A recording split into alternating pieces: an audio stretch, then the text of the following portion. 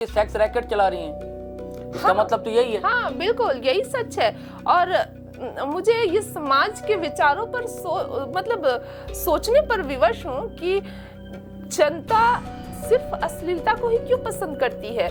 अगर वो इतने बुरे बुरे काम करके आज चिल्ला रही है सड़कों पर, आज युवा पीढ़ी को लड़ाने का काम कर रही है। उससे बातचीत के दरमियान वो कह रही थी कि आदिवासियों के साथ शोषण कर रहे हैं उच्च जाति के लोग, और बहुत पहले से करते आए और मैं अब छोड़ूंगी नहीं इनको। तो एक बहन आप कहती है निशा भगत को, तो क्या आप दोनों एजेंडा बना लिए हैं कि एक को लड़ाना है आदिवासी वर्सेस ईसाई और एक को लड़ाना है आदिवासी वर्सेस हिंदू?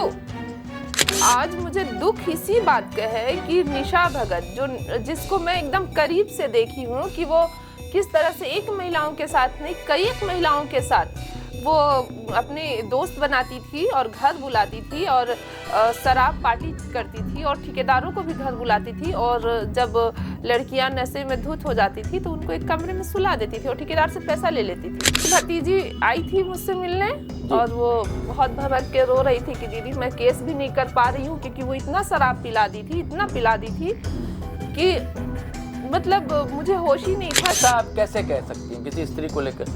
वो मुझे खुद बेचने के लिए ले गई थी तो मैं दूसरों को क्या बोलूंगी। ठेकेदार को बुला के, उसका मैसेज है मेरे पास, मेरे से पैसा ली है 10,000, वो भी अब तक। ये बहुत बड़ी बात कह रही हैं सुषमा जी आप। एकदम मेरे पास सबूत है, साक्ष्य है।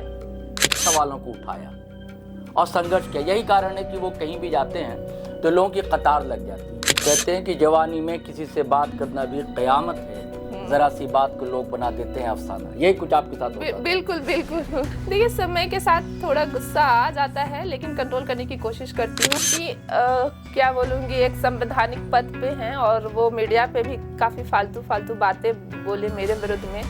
तो जैसे आप मुझे चाची कह रहे थे तो आप दुनिया को बताइए ना कि आप चाची क्यों कह रहे थे। मजाक उड़ाना था या जो आपके दिल में भावना था, जो जिसका सम्मान आप दुनिया को बता नहीं पा रहे थे, तो कि मैं उसको दीदी तो नहीं कह सकता हूँ। अच्छे। तो हम चाची कह के निकल जाते हैं। साथियों सलाम, नमस्ते, सत श्री अकाल और जय भीम जोहार। साथियों कहानियां कई तरह की मिलती है दोस्तों। कहानियों में वेदना होती है, करुणा होता है, संघर्ष होता है, लेकिन संघर्ष में तप कर कुंदन बनकर बहुत कम लोग सामने आते हैं। एक उर्दू का शेर है, पत्थर उछालते हैं मुझे देखते ही लोग, पत्थर उछालते हैं मुझे देखते ही लोग, मेरा कसूर यह है कि सच बोलता हूं मैं। तो सच बोलने वाले अब डायनासोर की तरह दोस्तों दुर्लभ होते जा रहे हैं। सच कोई बोलना ही नहीं चाहता, लाग लपेट से बातें करते हैं, शब्दों की बाजीगरी होती है, खास करके सियासत में, राजनीति में और अब तो सामाजिक क्षेत्र में भी। लेकिन कुछ लोग ऐसे हैं, मैंने कहा ना, संघर्षों में तप कर। झारखंड जो है जल जंगल जमीन झरने गुनगुनाते तो अटल विश्वास वाले पहाड़ों का प्रदेश है। अब पहाड़ों के साथ उतरना चढ़ना संघर्षों की एक शिनाख्त होती है, और जो लोग इससे पार कर जाते हैं वही दरअसल शख्सियत बनकर सामने आते हैं। इस फ्रेम में आप देख रहे एक ऐसी लड़की है जिसके साथ क्या नहीं हुआ, गोलियां तक चली, छलनी हुआ सीना इनका, लेकिन फिर भी आज भी सच की मशाल लेकर चल पड़ी हैं। इनकी बातों से कड़वाहट भी आपको लग सकती है, लेकिन कहीं मोहब्बत की एक तुषार भी मिलती है। आप सहमत हो सकते हैं, असहमत हो सकते हैं। जी लाइफ जो है ऐसे विवेक का यही है, जहाँ सहमति का भी सम्मान होता है तो सहमति के विवेक का भी हम सम्मान करते हैं। तो आपका स्वागत करते हैं सुषमा बड़ाइक जी जी लाइव पर। जी मेरे तरफ से आपके चैनल को और सभी को जोहार है, और बहुत बहुत धन्यवाद कि आज आप मेरे घर आए और मेरा इंटरव्यू ले रहे हैं ताकि मेरी बातों से समाज को एक प्रेरणा मिले, एक नई दिशा मिले। जी मैं चाहता हूं कि आप बचपन से बताइए कि आप कहाँ की मूलतः रहने वाली हैं, और वो जो पहाड़ों का किस्सा है वो कैसे आप जाती थी, चढ़ती थी, उतरती थी, पहाड़ों के गोद में आपका जीवन गुजरा, और फिर पढ़ाई लिखाई कहाँ हुई? मैं गुमला जिले से बिशुनपुर की रहने वाली हूँ। गुरदरी थाना पड़ता है हमारे गांव का, और जस्ट एकदम नेतरहाट पहाड़ के नीचे मेरा घर है और वहाँ भी बहुत खेती बाड़ी भी होता है और हर साल 5 लाख 10 लाख के भैया जो है वो मटर बेचते हैं खेती करके। अच्छा। और हम लोग बचपन में 10 से 15 मिनट में दौड़ करके नेतरहाट पहाड़ अपने घर से ऊपर चढ़ते थे। अच्छा। और पूरा जंगलों की सैर किए हैं पूरा बचपन पूरा जंगलों के बीच गुजरा है।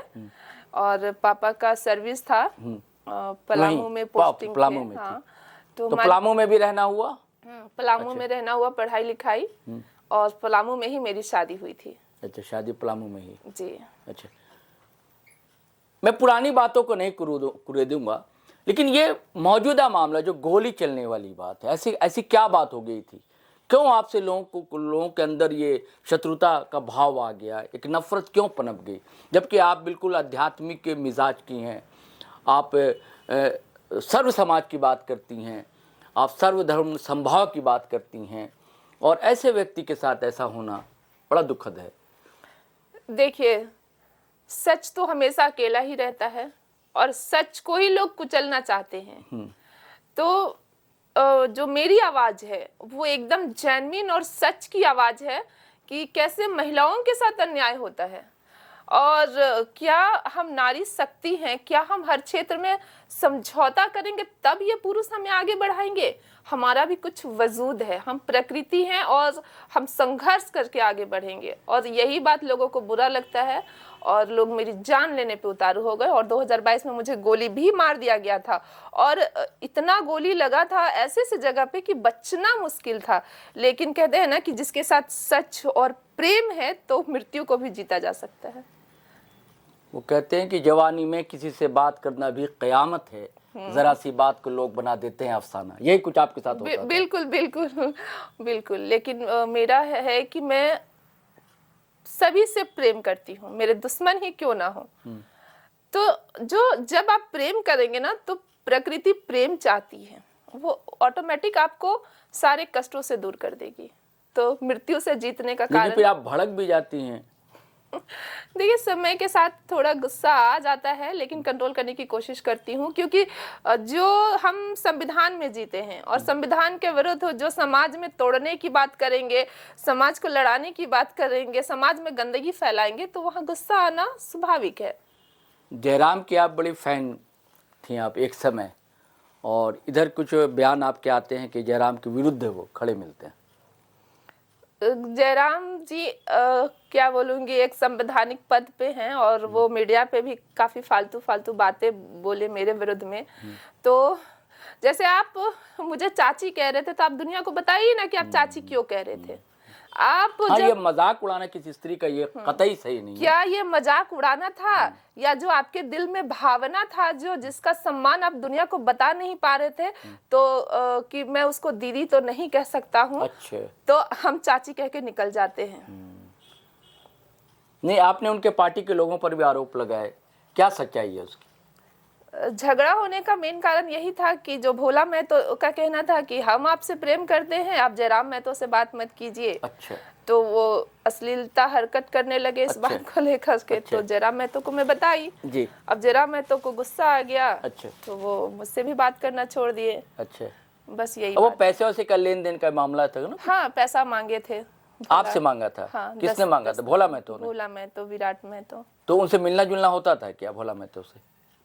हाँ, पार्टी आपने पार्टी ज्वाइन किया था? नहीं, ज्वाइन कराने वाले थे वो लोग। अच्छा। किया नहीं था। अच्छा। हाँ। नहीं, लेकिन ये तो आप मानेंगी सुषमा जी कि जयराम महतो ने झारखंड के बुनियादी सवालों को उठाया और संघर्ष किया। यही कारण है कि वो कहीं भी जाते हैं तो लोगों की कतार लग जाती है। हाँ, बिल्कुल मानती हूँ। अब माना तब तो आपको इज्जत रिस्पेक्ट की जी। आपके लिए बोली। मैं बहुत पहले भी आपके लिए वीडियो बना के डाली थी फेसबुक में कि मैं एक ऐसे इंसान से मिली जी। जो शायद झारखंड के परिवर्तन के लिए वो जन्म लिए हैं। लेकिन आपने मेरे साथ क्या किया?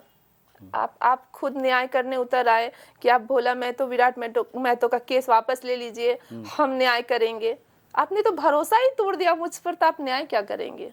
आप मीडिया में आके आलतू फालतू बात करने लगे। हमने आपका कब सम्मान नहीं किया?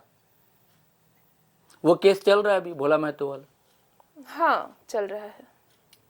कोर्ट ने जमानत देने से मना कर दिया। अब मुझे लगता है कि अरेस्टिंग भी होगी। अभी फरार चल रहे हैं दोनों। अच्छा, अंतिम बात हुई है जयराम से कब? अंतिम बात हुई थी जब केस विड्रॉ करने के लिए फोन किया था उन्होंने, यानी कि कई महीने हो गए। आप निशा भगत पर भी भड़क जाती हैं रह रहकर, जबकि आप ही के गुमला की हैं। देखिए, महिला हैं और मैं कई महिलाओं का मदद करती हूँ, ये पुलिस प्रशासन जानती है। हर महिला को सशक्त होना चाहिए, लेकिन मैं कुछ ऐसे चीज उनका पर्सनल लाइफ में देखी हूँ कि मेरे साथ भी बहुत संघर्ष आया, कभी पैसों की तंगी हुई, बहुत सारी चीज। लेकिन क्या मैं कभी ऐसा कर सकती हूँ कि किसी महिला को शराब पिला के ठेकेदार के पास बेच सकती हूँ क्या? फिर तो मेरा ऐसा आप कैसे कह सकती हैं किसी स्त्री को लेकर? वो मुझे खुद बेचने के लिए ले गई थी, तो मैं दूसरों को क्या बोलूंगी? ठेकेदार को बुला के, उसका मैसेज है मेरे पास, मेरे से पैसा ली है 10,000, वो भी अब तक। ये बहुत बड़ी बात कह रही हैं सुषमा जी आप। एकदम मेरे पास सबूत है, साक्ष्य है। तो इसलिए मैं उससे नफरत करती हूँ कि अगर आप किसी महिला के लिए खड़ा नहीं हो सकते। आप तो कह रहे हैं कि सेक्स रैकेट चला रही हैं, इसका मतलब तो यही है। हाँ बिल्कुल, यही सच है। और मुझे ये समाज के विचारों पर सोचने पर विवश हूँ कि जनता सिर्फ अश्लीलता को ही क्यों पसंद करती है? अगर वो इतने बुरे बुरे काम करके आज चिल्ला रही है सड़कों पर, आज युवा पीढ़ी को लड़ाने का काम कर रही है, झारखंड को जलाने का काम कर रही है, तो सब आप उनके पीछे खड़े हैं। कहते हैं ना कि मूर्खों का तो झुंड होता है, सत्य तो अकेला ही होता है। तो आपको कभी मेरा दुख दर्द क्यों नहीं दिखा? और आप मेरे जैसी महिला को जब आप बेचने के लिए फ्रंट में ला सकती है, तो दूसरी महिलाओं के साथ आपने क्या किया होगा? नहीं, आपने कहा कि वो अपनी भतीजी तक को, ये भी आपने का बयान है, तो क्या आपने देखा था क्या ऐसा? उसकी भतीजी आई थी मुझसे मिलने और वो बहुत भड़क के रो रही थी कि दीदी मैं केस भी नहीं कर पा रही हूँ, क्योंकि वो इतना शराब पिला दी थी, इतना पिला दी थी कि मतलब मुझे होश ही नहीं था। आज मुझे दुख इसी बात का है कि निशा भगत, जिसको मैं एकदम करीब से देखी हूँ कि वो किस तरह से एक महिलाओं के साथ नहीं, कई एक महिलाओं के साथ वो अपने दोस्त बनाती थी और घर बुलाती थी और शराब पार्टी करती थी और ठेकेदारों को भी घर बुलाती थी। और जब लड़कियां नशे में धुत हो जाती थी तो उनको एक कमरे में सुला देती थी और ठेकेदार से पैसा ले लेती थी। और मैं उनको कई बार बोली भी कि इस तरह का आप कर रही हैं, किसी दिन आप फंस जाएंगी और इसलिए मुझे आपसे दोस्ती नहीं रखना है। तो बोली तुम नहीं जानती हो पैसा कहाँ से आएगा यार, समझो बात को। बोले कि आप हमको भी तो बुला के आप ठेकेदार के हवाले कर रही थी। तो फिर इसलिए वो कभी भी मेरी बातों का सही सटीक जवाब आप देखे भी होंगे मीडिया में नहीं देती है। ऐसा तो नहीं कि आप ईर्ष्यावश कह रही हैं? नहीं, कि वो इतना चर्चित हो गई है, आरोप लगा रही हैं आप? बिल्कुल नहीं, मेरे पास उसका सबूत है, मैसेज है, कॉल डिटेल, मतलब जो भी है वो बात की है कि आओ, वो आदमी आ गया, तुम जल्दी आओ, मुझे तुमको किसी से मिलवाना है। तो जब मैं ये जान रही थी तो जानते जानते मैं उस दलदल पे नहीं फंसूंगी। वो ये सब रांची में करती थी या गुमला में? रांची में जहाँ उसका फ्लैट था। अच्छा। और ये बात भी उसने मुझे बताया था कि देखो ना, सोनू सिंह से मेरा रिलेशन हो गया है, ऑनलाइन रिलेशन। अच्छा।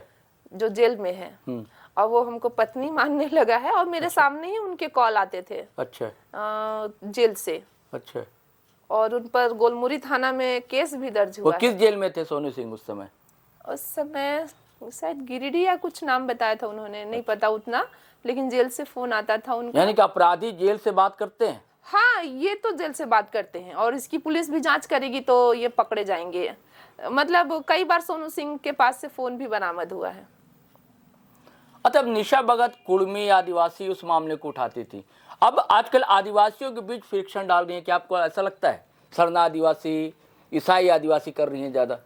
देखिए, जाति और धर्म को लेकर के तो समाज में लड़ाना ही नहीं चाहिए आपस में, क्योंकि आप आज कर रही हैं सरना वर्सेस क्रिश्चियन और आप कहती हैं कि मैं काली का रूप ले रही हूँ, मंदिर जाती हैं, तो यही चीज आरएसएस वाले कहेंगे कि तुम सब आदिवासी हिंदू हो, तो आपको मिर्ची लग जाएगी, है ना। ज्योत्सना भी तो कह रही है ना कि मैं ज्योतिर्लिंग का दर्शन करती हूँ। कौन नहीं मंदिर जाता है? आप कोई आदिवासी को देख लीजिए, कौन पूजा पाठ नहीं करता अपने घर में। लेकिन जब आप अंदर में जो अंदर का आपका चेहरा है उसको समाज में उसको ही लाइए ना। ऐसा नहीं कि आपका जो पर्सनल कुछ और है और समाज में प्रोफेशनल आप कुछ और एजेंडा फैला रही है, नफरत फैला रही है, ये तो गलत बात है। ये तो ज्योत्सना भी क्रिकेटा भी कर रही है। बिल्कुल कर रही हैं, और जो गलत है उसके विरुद्ध मैं बोलूंगी, चाहे वो कोई भी हो। अभी ताजा बयान आपने ज्योत्सना केरकेट्टा पर दिया है, बिल्कुल। उनसे क्यों गुस्सा है, अपना राज?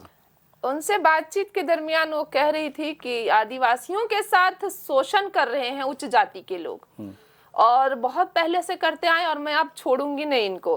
तो एक बहन आप कहती है निशा भगत को, तो क्या आप दोनों एजेंडा बना लिए हैं कि एक को लड़ाना है आदिवासी वर्सेस ईसाई और एक को लड़ाना है आदिवासी वर्सेस हिंदू?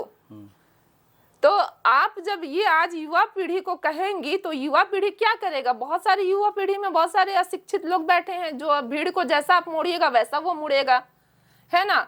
तो मेरा कहना है कि मैं भी एक आदिवासी महिला हूं, और मेरे साथ आज तक आप नजर उठा के देख लीजिए कि कोई आदिवासी नेता, आदिवासी जो अधिकारी कोई खड़ा नहीं हुए। लेकिन जितने भी संवैधानिक पद पे बैठे, न्यायिक पद पे बैठे, सब उच्च जाति के लोग, और आज न्याय दिलाने का भागीदारी उन्हीं का रहा है, वरना मेरी हत्या हो जाती। तो मैं कैसे बोलूं कि उच्च जाति के लोग आदिवासी के साथ शोषण करते हैं? और कौन कौन आदिवासी आज तक मेरे लिए खड़ा हुआ है कि एक शब्द मीडिया में आके बोला कि गोली लगने के बाद भी किसी को दर्द नहीं हुआ? आज सड़क पे चिल्ला लेते हैं थोड़ा सा तो कहते हैं ये आंदोलनकारी है, ये आंदोलनकारी। अरे छाती में गोली खा के देखिए ना, मृत्यु से लड़के देखिए, तब पता चलेगा आपको। तो क्या आदिवासी पीड़ित नहीं है? क्या आदिवासी शोषित नहीं है? क्या आदिवासी विस्थापित नहीं होते हैं झारखंड में? देखिए, अन्याय है तभी तो न्याय है ना। हर चीज के दो पहलू हैं। आप देखिए, स्त्री है तो पुरुष है, धरती है तो आकाश है। अब आप कहेंगे कि एकदम ही कुछ नहीं होना चाहिए, तो फिर सब कुछ एक ही समान रहेगा तो दुनिया चलेगा कैसे? सब इंसान गोरा रहेंगे, काला कोई होगा ही नहीं, तो कैसे दुनिया चलेगा? तो फिर वो प्रकृति का देन है। यहाँ अच्छा है तो बुरा है, दुख है तो सुख है, आप उससे भाग नहीं सकते। क्या ये दोनों नेत्रियां जो कर रही हैं, ज्योत्सना केरकेट्टा और निशा भगत, क्या इसके पीछे राजनीति देखती हैं आपकी? हाँ बिल्कुल, मेरा तो यही कहना है कि आप राजनीति कीजिए, युवा जनरेशन है, लेकिन बेहतरीन राजनीति, सकारात्मक। हाँ, सकारात्मक कीजिए, जो युवा पीढ़ी को उकसाने का काम मत कीजिए, दिशा दीजिए उनको। शिक्षा के जो शिक्षा है या फिर रोजगार है या फिर विस्थापित है, इनके लिए आप कीजिए, बेहतर काम कीजिए। लेकिन ये जाति को लेकर उसके वो ये है, वो ये है, ये सब करना मुश्किल। क्या आपको लगता है कि नफरत अब फैल रही है ज्यादा समाज में? अब तो नफरत फैल चुका है। मैंने कल भी न्यूज में देखा कि कहीं चर्च जला दिया गया, कहीं कुछ हो रहा है छत्तीसगढ़ में, कंकेर में। तो ये सब क्या है? अगर आप देखिए तो ठीक है, वो विदेशी धर्म है, हम मानते हैं, लेकिन आप इतना जो करोड़ लोग यहाँ पे विदेशी धर्म को मान रहे हैं, आप एक बार में उन पे धावा बोल देंगे क्या? और अगर आप धावा बोलेंगे तो फिर उसका अंजाम क्या होगा? कौन भुगतेगा? जनता भुगतेगी। धर्म का मतलब तो सदाचार होता है ना, नफरत थोड़ी होती। इसीलिए तो हमारा जो भारत देश है वो महान है। ये तो धर्म निरपेक्ष देश है, और इसीलिए हमारी मिट्टी को धरती माँ कहा जाता है, क्योंकि वो सभी धर्मों को अपने आंचल में समेट कर रखी है। वो सभी धर्मों से उतना ही प्रेम करती है, अपने बच्चे की तरह प्रेम करती है। इसलिए धरती माँ को हमारे जो हिंदुस्तान में जो मिट्टी है उसको धरती माँ कहा जाता है। अच्छा, अभी निशा भगत का कुछ बयान ऐसा आया जो संविधान के विरुद्ध है, अदालत की अवमानना करता है। बिल्कुल, वो कह रही हैं कि एक बार सरकार कह देती न्यायालय को तो न्यायालय नहीं रुकता क्या? आपको ये पता नहीं है कि न्यायालय सरकार को आदेश देती है या सरकार न्यायालय को आदेश देती है, और संविधान की ज्ञाता बन रहे हैं आप। और आप जुडिशियरी पर कैसे सवाल उठा सकते हैं? आप भगवान पे सवाल उठाते हैं क्या? है आपकी हिम्मत कि आप क्यों जन्म देते हैं और क्यों मार देते हैं? तो वो संविधान के, वो धरती के माय लॉर्ड है, और उस पर सवाल उठाना बहुत ही गलत बात है। ये किसी को भी सवाल नहीं उठाना चाहिए। हम कोर्ट जाते हैं तो सीधे हम कहते हैं कि हुजूर, माय लॉर्ड, आपका जो भी आदेश होगा, जो भी आपका है, हम उसका सम्मान करेंगे। तो वो चीज एक होता है कि हम संविधान का रिस्पेक्ट कर रहे हैं कि आप न्याय दे ना दे, हम उसका सम्मान करेंगे। मेरा तो, हम अपना केस खुद लड़ते हैं सुप्रीम कोर्ट तक, और सबसे पहला मेरा शब्द यही होता है, माय लॉर्ड, आपका जो भी निर्णय आएगा हम उसका सम्मान करेंगे। अभी कौन कौन केस चल रहे हैं आपके? अभी तो एक PIL की हूँ, झारखंड हाई कोर्ट में जो महिलाओं को त्वरित न्याय के लिए यहाँ पे ऐसी व्यवस्था होनी चाहिए। राज्य में महिला आयोग भी नहीं है और महिलाओं के साथ जब वो थाना जाती हैं तो उन्हें भगा दिया जाता है और जल्दी न्याय नहीं मिलता, जिसके कारण महिलाएं आगे नहीं आ पाती हैं। और दूसरा है आईजी नटराजन वाला चल रहा है, अभी चल रहा है वो हाई कोर्ट में, और एक सुप्रीम कोर्ट में मामला चल रहा है। वही नटराजन वाला ही? नहीं, वो हमारा पर्सनल जो हमारे ऊपर जानलेवा हमला हुई थी, या फिर हमें जो रिजवान दानिश वाला। हाँ। अच्छा, बाकी सिविल कोर्ट में जो है वो चल तो रहा है। रिजवान दानिश से कैसे भेंट मुलाकात हो गई थी आपकी? रिजवान जी से मेरी मुलाकात हुई थी बिहार में, और जब एक प्रेस कॉन्फ्रेंस हो रहा था नीतीश, माननीय जो मुख्यमंत्री थे नीतीश कुमार जी, उनका वहीं पे मुलाकात हुई थी। तो आप पटना गए थे? तो किसी के बुलावे पर गए थे या कुछ काम था आपका? काम था, क्योंकि उस समय भी मुझे जान से मारने की कोशिश की गई थी, तो मैं अपनी बात रखने गई थी कि झारखंड में मेरी हत्या होने वाली है। तो जब हमारा मामला आया था तो वो इंटरनेशनल मामला था, तो मैं क्यों ना बिहार या फिर कहीं भी जाकर के किसी दूसरे राज्य में गुहार लगाऊं, इसी पर्पज से गई थी।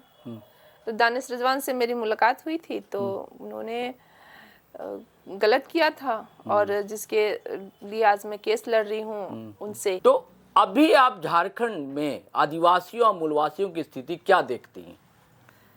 देखिए, अभी जो झारखंड की स्थिति है वो बहुत ही भयावह स्थिति होने वाली है आने वाले फ्यूचर में, अगर इसी तरह लोग लड़ने और लड़ाने की बात करते रहे तो यहाँ एकता और अखंडता की जरूरत है।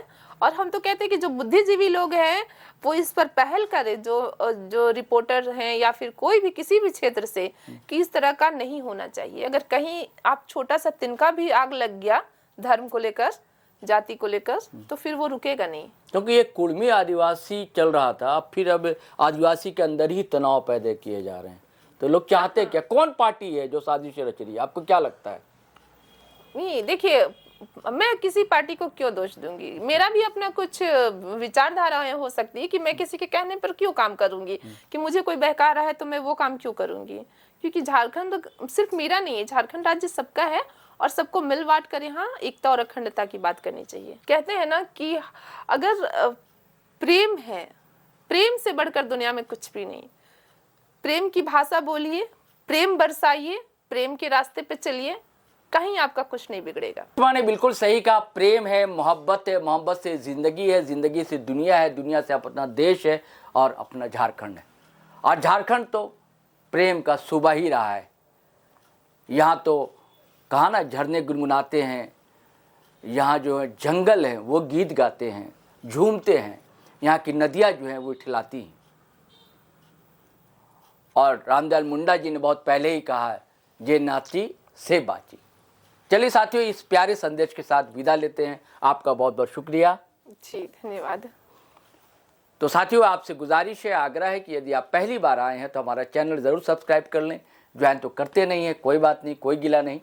और वीडियो हमेशा की तरह धड़ाधड़ धनाधन शेयर कीजिए, लाइक कीजिए, कमेंट कीजिए। और ये तो ज़रूर कीजिए, सुषमा जी की बात सच्ची बात है, दिल से निकली आवाज़ है, दूर तक पहुँचनी चाहिए। चलिए चलते हैं। जय हिंद, जय भारत।